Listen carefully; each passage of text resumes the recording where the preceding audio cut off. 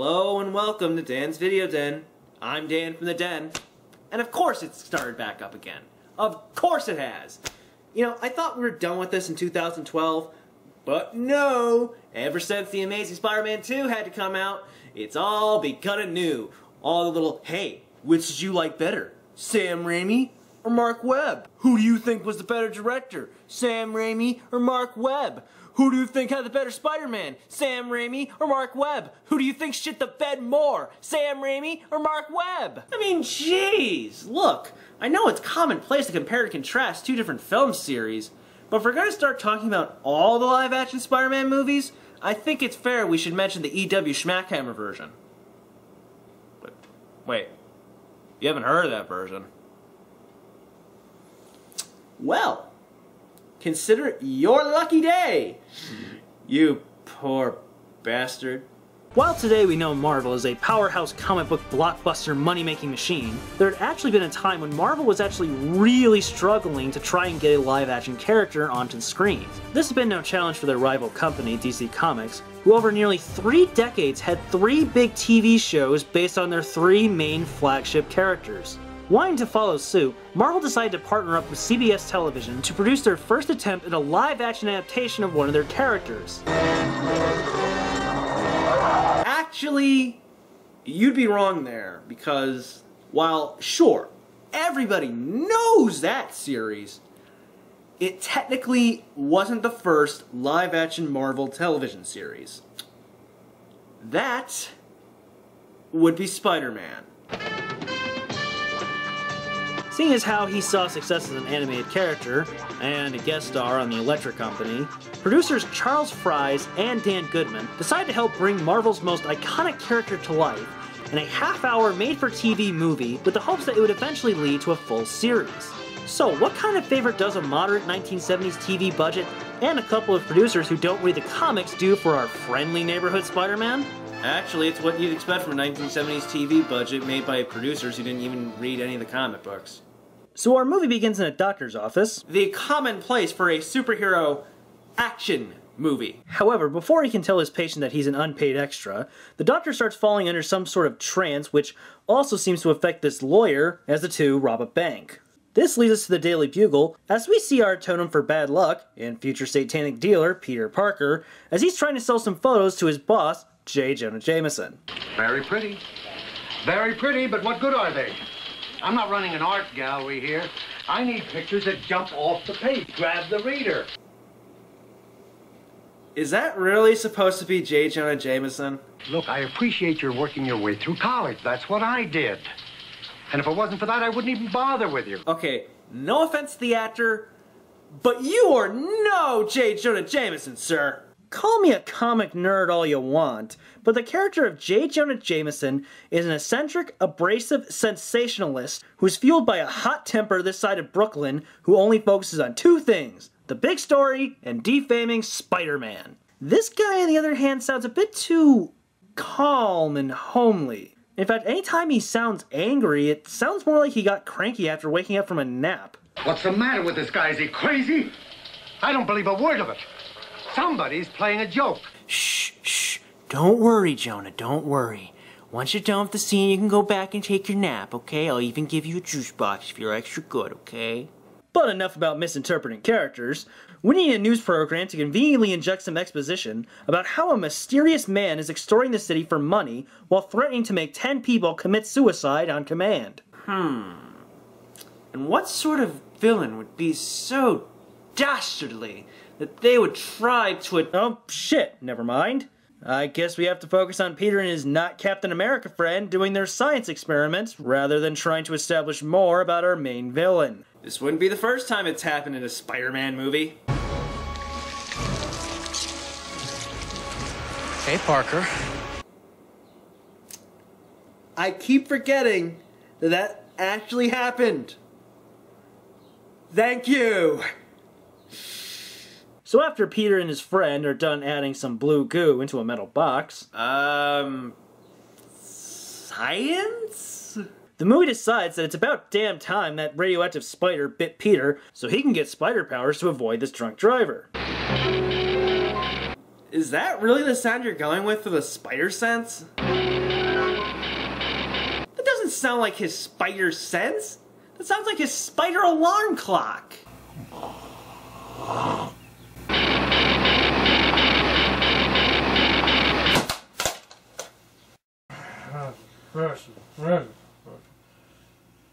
God damn spider sense. After avoiding the car, it turns out the driver was under the mind control of villain to be named, and the cops immediately start questioning Peter as he's the only one on the scene. Now look, I know you want to be helpful, so maybe you can tell me what happened to the $20,000 that was in that car. I'm sorry, I don't know. Who came near it after it hit the wall? I don't know that either, I'm afraid. Don't be. I'll give you police protection. You know what I mean? Because as every police official in any comic book movie ever made, I'm gonna give you as much shit as possible until I need your crime-fighting alter ego to help me out. Because, well, my job is just so hard. What are you so nervous about? Well, getting chewed out by the police makes Peter extra sleepy. So he goes to sleep and treats us to a flashback to what happened 5 minutes ago. Padding, padding, filling the runtime out. But now that Peter's nightmare helped add another couple of minutes in the movie, he decides to test out his newly found powers by...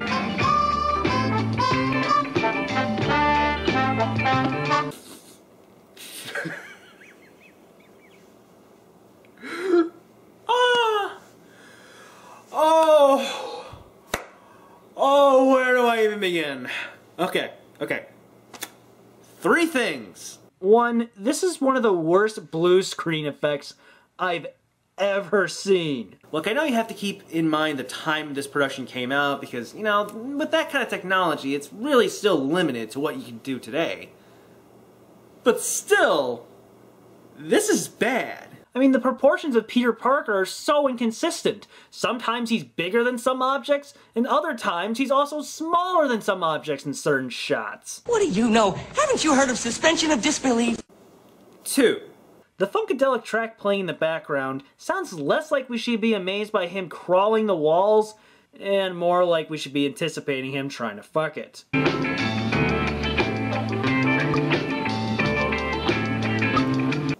3.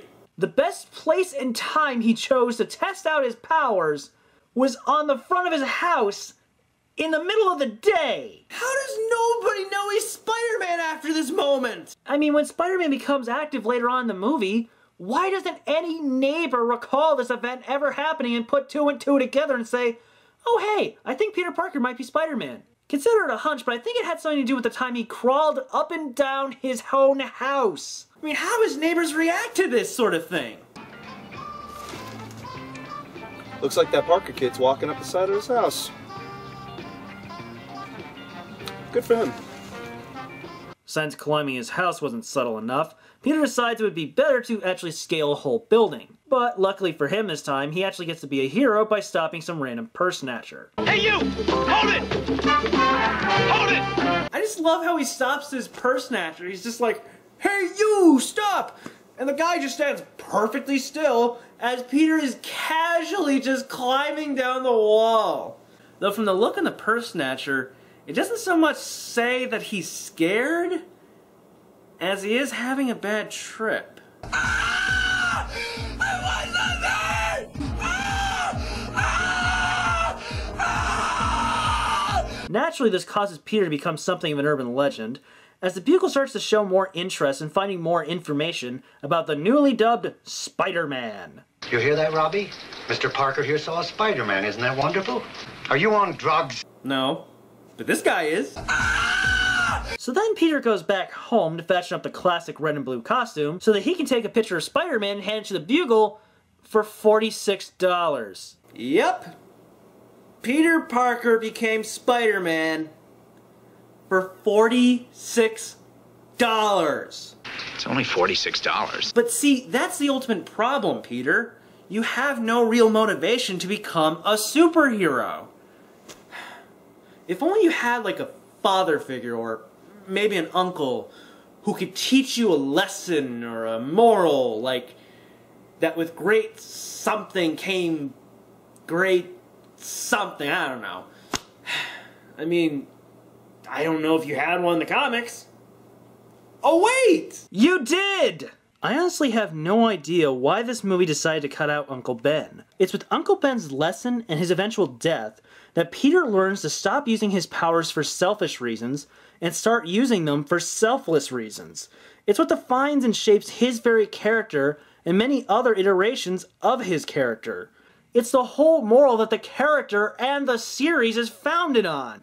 Without that key element, this version of Peter Parker is just a pathetic schmuck. I mean, yeah, he is a nice guy, but there's nothing really special or interesting about him. He's just some guy in his late 20s living off his aunt who just so happens to have superpowers and decides, maybe I should do the superhero thing. I mean, do they feel that Peter unintentionally killing a loved one in order to learn a lesson was just too dark for primetime audiences?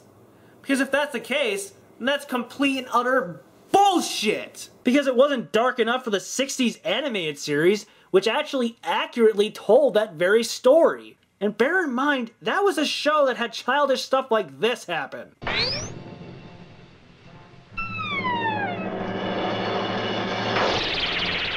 So much for your web, Spider-Man! Give me some money! Well, aside from betraying the meaning of the source material, the good side is we might actually finally get to see some Spider-Man in action against our evil villain of the movie. Well, that is, after we see more of Peter selling photos for the Bugle, getting chewed out by Officer Friday, and finding a bland little love interest to fill the romance quota for this movie. Because it's not like they had more interesting love interests in the comics. But thankfully for Peter and us, the plot gets to actually move somewhere when Peter saves the love interest's father, and I guess it's a first date. She takes him to investigate a self-help guru that he was visiting at the time, and our main villain, who finally shows up after nearly an hour, Edward Byron. Good afternoon. We're glad to have you. I'm Edward Byron. Well, no wonder it took him a while to actually show up in the movie. Guy was too busy filming a cameo for Dick Tracy. And no, this character was also not in the comics, as he was only created solely to be in the movie. Oh, boo yourself. Though he may not be from the comics, I gotta admit, Byron does have quite the way of addressing his followers. You deserve to be the miserable fools you are, because you'll never be happy. Look, I wasn't big into the Gambit casting myself, but that's no real way to address the people who are, Byron. So after that stirring speech, Peter decides that it's best to invent some web shooters, which leads to only one thing. More goddamn padding!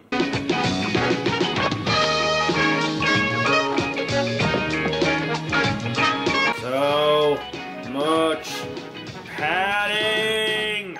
After another couple of minutes, Peter decides it's time to actually be a superhero and decides to investigate Byron's office when suddenly he encounters evil, brainwashed, kendo-wielding samurais. Holy shit, there's actually a fight scene in this movie? Okay. Let's see what you got.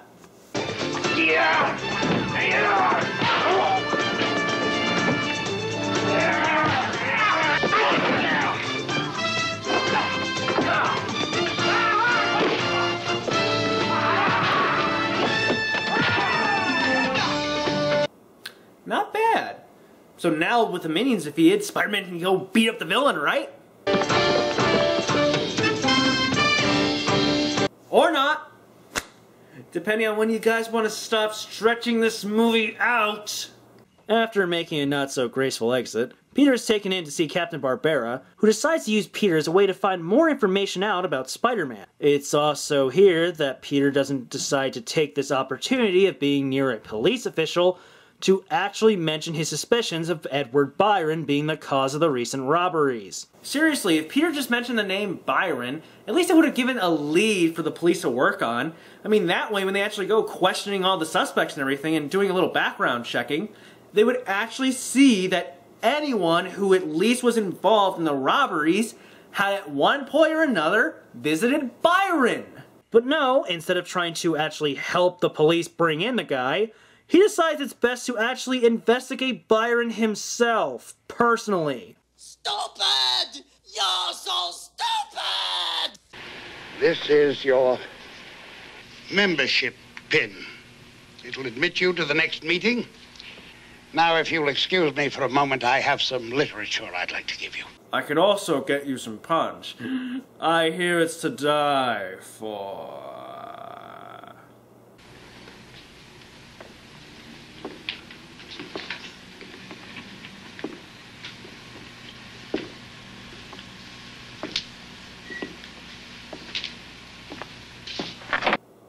How desperate were you guys to fill out your 90-minute runtime? Jesus! After Byron hypnotizes Peter with the trippiest Pink Floyd light show ever, Peter decides it's time to check out Byron's office yet again, only this time the Kendo Samurais are able to fight him off with flamethrowers. Wait a minute, if Byron could afford flamethrowers to give to his bodyguard Kendo Samurais, why couldn't he give them real swords? Or even a gun for that matter? Insurance? Later on, Byron activates his machine and commands the 10 people he brainwashed, including Peter, to commit suicide.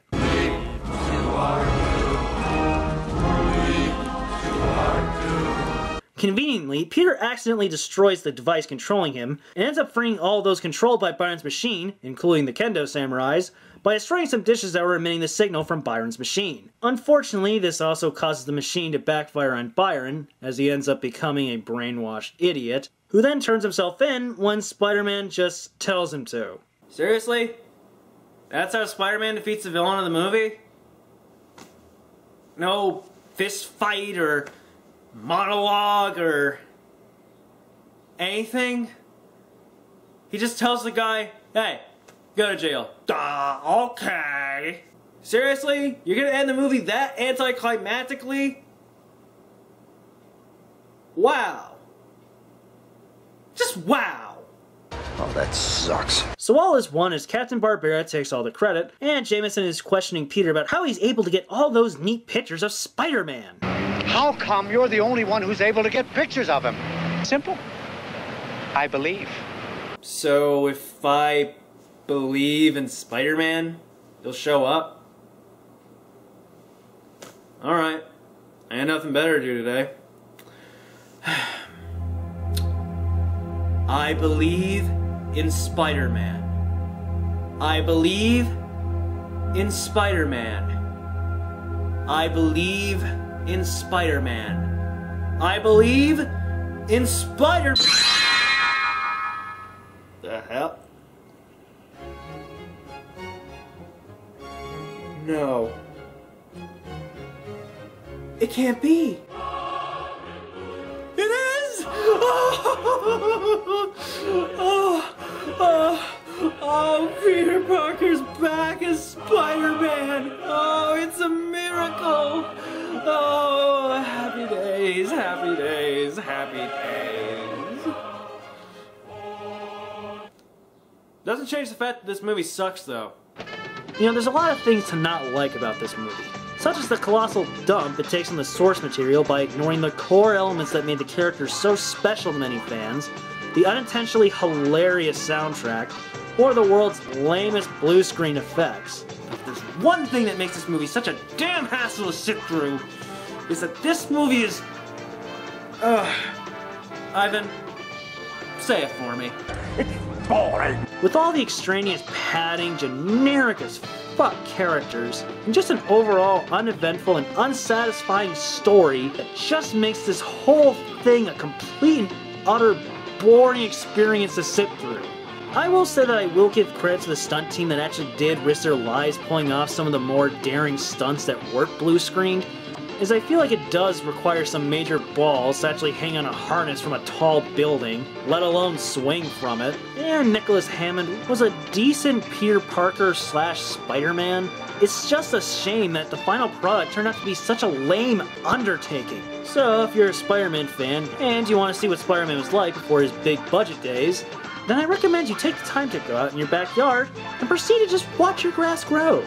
Because it'll be way more thrilling and exciting than anything you'll ever find in this heavily padded, mediocre crap stain of a TV movie. So you think after that snooze fest, this movie would have been just a one-and-done deal? That's where you'd be wrong again! Because the ratings on this movie were decent enough to give way for 2 full seasons. 2 full seasons of this!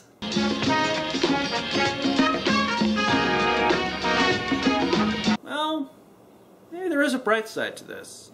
And hear me out.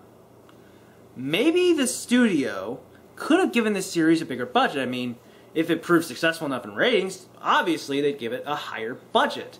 And with that budget, they could hire better writers, do better special effects, and craft what could very well be the greatest superhero show of our lifetime. So how'd that work out? Nope.